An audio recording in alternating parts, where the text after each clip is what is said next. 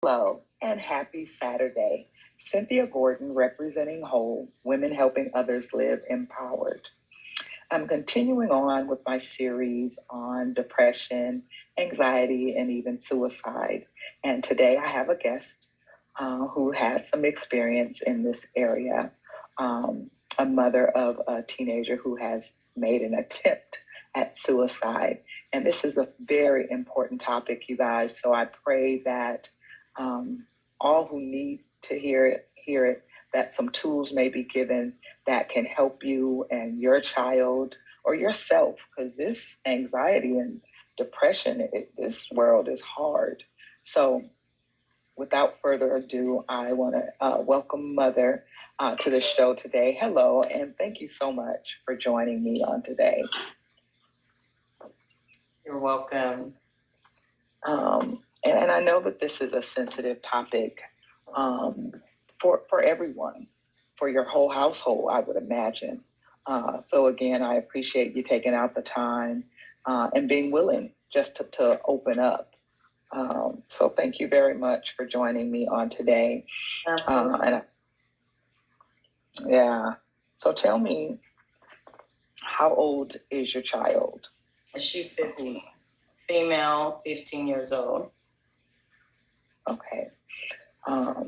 When did you first notice, or did you notice prior to the event? And you can tell me in your own words what led up to it. But did you know that she was struggling prior to her actually making the attempt?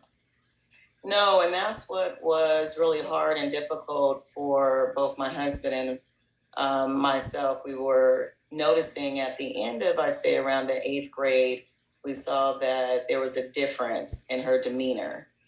This was right after the pandemic hit. She just seemed to be more angry and aggressive. She just was feeling like, I knew she always kind of experienced social anxiety. So I knew that she kind of kept to herself at times, and it was difficult for her to go outside and meet new people and be in certain situations. So I already knew that that was something that was part of her history.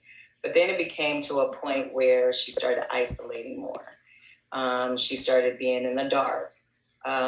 Everything that we would talk to her about, okay, you need to clean your room or you need to do this, everything, then it started becoming, well, I just want to kill myself, but Wow. sometimes you think as teenagers, they kind of say those things just to kind of get you riled up, or you start arguing about one issue and then it just progresses to something like that. And you're thinking, okay, she's going through those teen years. You're thinking that, something is going on, but you're really not sure.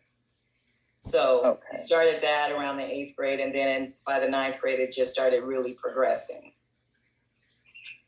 Yeah, so that's one of the things that is kind of really difficult as a parent. So I had that question as to how do you discipline a child that has made an attempt or who you think is struggling from depression? How do you then, or when do you say, I'm gonna just let this go because I think that anything and everything could set them off? Exactly. And I think that is very important, highly um, encourage everyone to get counseling, because it's through counseling where you're really understanding your child. You're really understanding you as a parent and what your parenting skills are, and what you want out of your child, what your child wants from you. Being able to sit down, talk about those parameters, talking about what sets you off. Because as parents, we also have triggers. And if the kids having triggers too, and if we're triggering each other, that's no good. So you have to really talk about it and be willing to put everything out there. And so I think the counseling is key. And I think without that, we would have really still been struggling. All right, that makes a lot of sense.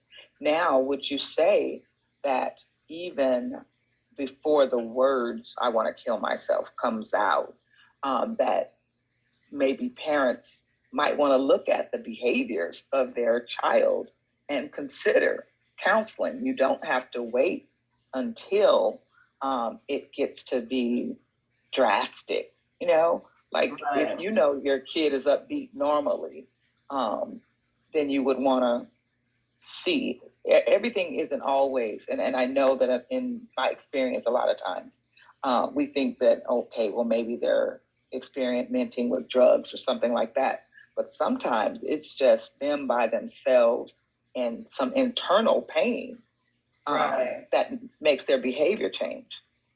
Exactly. And I think too with my daughter was always on the honor roll. And so after coming off of 8th grade, going into 9th grade, I mean, her grades really slipped. I mean, down to S. Okay. So that became a huge conversation as well. And so in hindsight, all of these things are going on, but you're just really not putting everything together. You know what I mean? You're hearing about, Right. you're seeing that the grades are slipping. You see that maybe she's isolating, but then she has social anxiety. So that makes sense. We're in the middle of a pandemic, so you really can't go out and do anything. And then I'm seeing that she wants to stay in the bed all day. The lights are out. She's becoming more aggressive, more angry. And so I said, you know what, we've got to get some type of counseling going on. And then also with the students being on Zoom all day or being on the computer all day, she also developed this internet addiction. So it was a plethora of things going on. Students that struggle with maybe sexual identity or trying to understand who they are, and if they're going through that issue too, then that is just a lot of things that are compounded. I think that these young people, God bless them. And again, I thank you so much for opening up. But the pandemic, you know what? School is not just arithmetic. Right. It is not just learning your English. It is learning to interact and hopefully have healthy social skills. Right. And it starts at kindergarten. So with this pandemic, a lot of our kids, and especially if they were already struggling, to have to try to navigate being on Zoom and trying to still keep up. And it has just really been a hard time. And I think that our youth have really suffered in a lot of ways. Now, of course, there's been a lot of positives, of course, to come out of it as well. But for our teenagers and those school age kids, it's really been tough. So I'm glad that you guys were able to go to counseling. And how has this whole experience? Do you have other children in the home? I do. I have another daughter, and it's when we talk about the discipline, that was one of the things that was good with the counselor too, is that you might go through 1, 2, 3, 4, 5 different counselors until you find one that is really going to fit both your needs and hers. And so when I was speaking with the counselor about that, the counselor was telling me, you know, Mom, don't feel like because she attempted suicide before that you want to handle her with, you know, gloves and make sure that, right. So you want to make sure that you are still setting those boundaries and still, you know, you have a certain amount of time that you're doing chores or a certain amount of time that you're doing homework. Make sure you're giving her a scale of 1 to 10, how you feel, having those open conversations. And then make sure you take away all sharp things. Make sure you take away make sure she doesn't have any pills in the home anywhere where she can get access next to it. Right. And so you want to make sure you do all those things. So then when you do sit down and say, okay, well, these are the things that you have to do. And I'm going to take away your computer or your cell phone if you're not following X, Y, and Z. You want to make sure that she's not rebelling and doing something that's out of the ordinary. Now, even with her, even with my other daughter, I have to make sure that it's equitable, right? So whatever she is going through, I have to make sure that my daughter, if I'm setting goals and setting boundaries for her, I have to make sure that my other daughter is doing the same. Because I don't want her to feel, the other daughter to feel, oh, well, she's getting away with all this. You know, why do I have to do exactly it? So I have to make sure that it's, you know, equitable across the board, that they both have to do X, Y, and Z.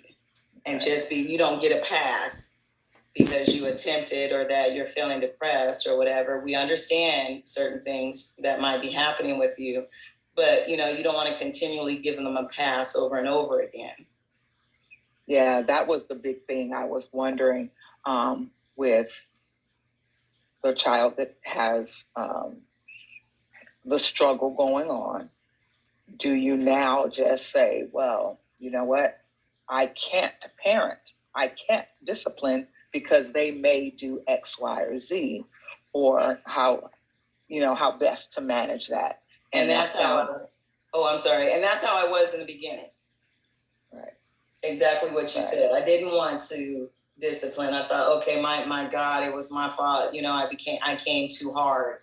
You know, I was too hard on her about her grades. I was too hard about this. I was too hard about that. And so there was a lot of guilt. Therefore, it's, you know, you feel like, okay, well, then I'm just going to not parent, you know? Right.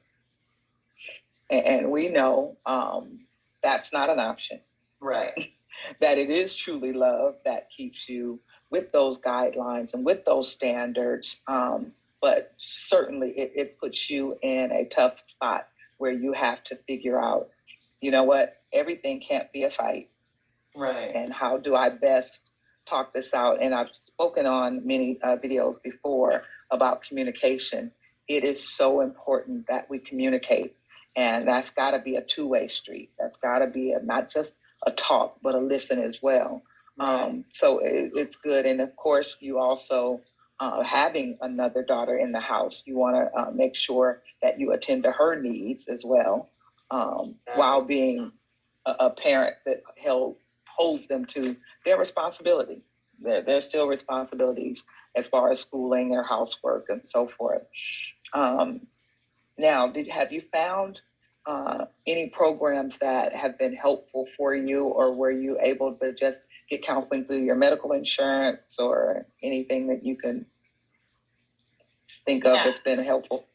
Yes, I did. First of all, through the medical insurance, one of the key things too was going through psychiatry as well, and make sure that we had a psychiatrist as well as a counselor. I was totally against medication in the beginning. I said, no, there's no way I'm ever going to do it. You know, I just didn't want that to be the gateway to other drugs later on. But I felt that the situation wasn't improving itself. And then when she attempted the suicide, that just put it into perspective to me that maybe we need to try this. And so trying the medication at first, it was kind of hit or miss. It was too low, and then she felt numb on it. And so now we gradually, we use a different medication now. We've gradually increased it, and now she's feeling a lot better. So the depression is not as harsh as it was previously. And so now I feel better about the medication. So it's not for everybody. I think it's one of those things that you have to, you know, communicate with your providers and just see how you go from there. So that's really helped. In terms of after she did attempted the suicide, we went through what is called an IHP, which is intensive therapy that they go into. That's more like a group therapy. They have them all over the place. The one that we went to was in Del Amo, and she checked in there. She was going about 3 times a week, but she was still having those suicidal thoughts and stuff. And so she felt like one other time that she felt that she might harm herself. So then she was put in what is called a partial hospitalization program. That's called a PHP. And that's where she went in Los Alamitos. And that was the intensive 6 to 8 weeks where they go 5 days a week, 8 hours a day. They have group counseling, psychiatrists, the counselors, the activities. And they only have 1 hour in which they're doing, schoolwork. So you have to also coordinate with the school.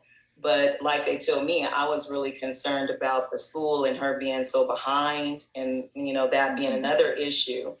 But like they explained to me, Mom, if we don't get this right, if we don't get the mind right, nothing else is going to matter.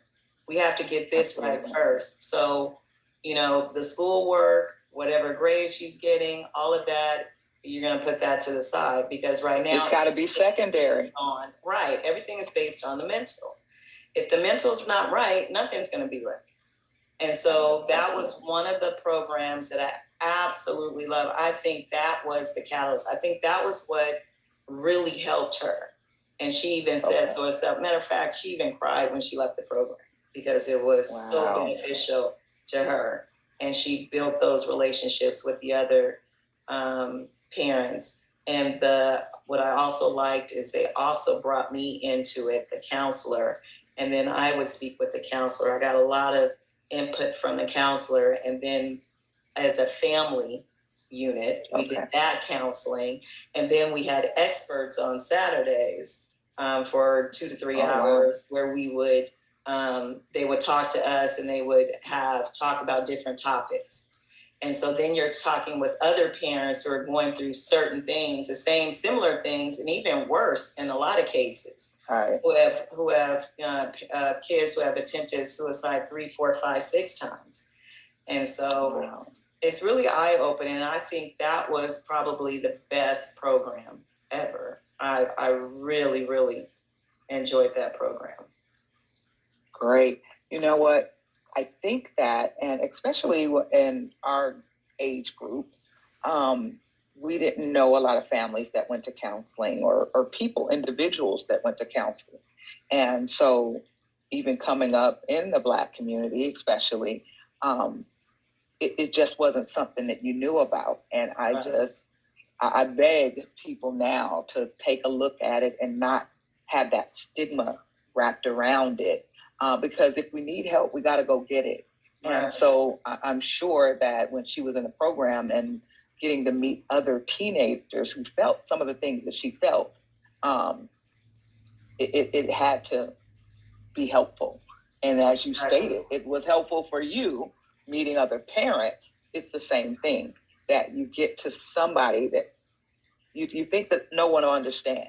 Right. You think, and so I know what it feels like to be depressed. I know what it feels like to suffer from anxiety, and especially when you're functioning and people just think you got it all together. So you want to just get with somebody and be able to open up and communicate. And so that's where you can truly get the help. Right. That's where the help comes. Right. Yeah. And it's something that you struggle with for, it could be a lifetime, it's ways in which you have to be able to manage it. And that's what's good about these programs, is having coping skills. How do you cope? Right. Having a safety plan. Who do you go to? Who do you call in case you're feeling this way? Everybody should have, any kid that's going through this should definitely have a safety plan and have those people or individuals in place, the helpline, all of that information in place when they're feeling this way. Right. And I think as a parent, are you open to your child calling someone else? Absolutely.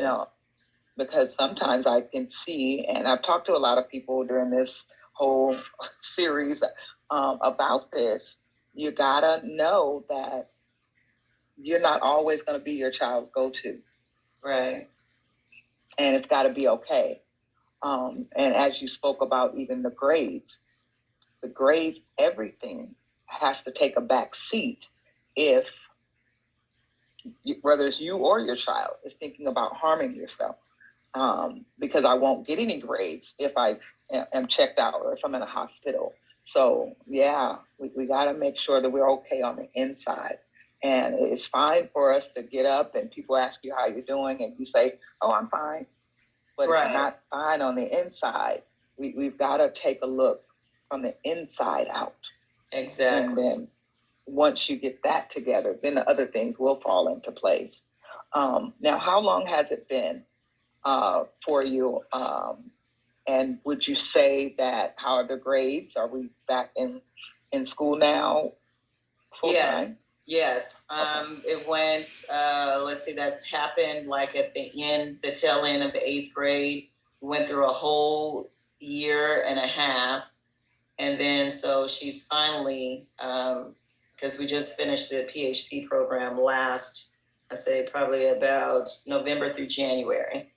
And so, yeah, so she's just finally getting back on track. The grades are improving and I'm seeing a lot of improvement. Oh, great. Yeah. You know, it's good to hear that there is a way out, and that even though, and again, like you said, it could be a lifetime of just continually finding ways to manage the triggers of life, because they won't stop. Exactly. Life won't stop. So we just have to find those coping skills. And so since she's getting those early on, and now that um, that she has certain things that trigger her, then you can be on the lookout. Exactly. Yeah, I love it. I love it. Let's see. I wanted to know also, and this is away from the daughter, but for you as the mom, as the parents, you and your husband, do you continue with a family counseling or even counseling for yourselves that you may? Because does this, and I don't know, depression isn't a cold. It may not be contagious, but for sure, with all that you've gone through, are there continuing programs for the parents, I guess is the question. Yes, you can also get a counselor for yourself as well. And so that's important too, because you have to keep healthy too, because you're going through the depression just like they are. And so Absolutely. It's important to have someone that you can talk to and someone who can address your needs. And like I said, know what your own triggers are and what triggers them. And so to have that as well. Because it is difficult, a lot of highs and lows. And, when we go through it, we still have work to do. We still have, maybe other kids in the house. Mother and father have to, still have their relationship. And so, yeah, it's definitely important to have that in place as well.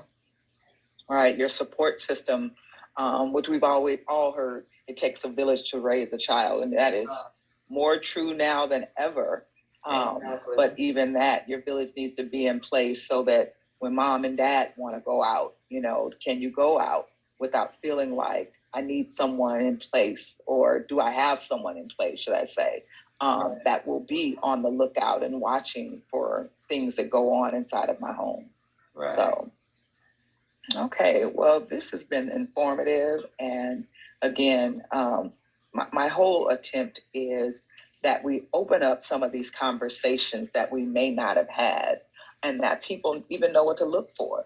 Because if you think it's one thing and you think, like you stated earlier, well, okay, maybe I was worried about the grades, but I never in my wildest dreams thought that it was so overwhelming. We may have all gotten a bad grade in the past, so maybe that by itself, we don't think it's going to be anything other than that.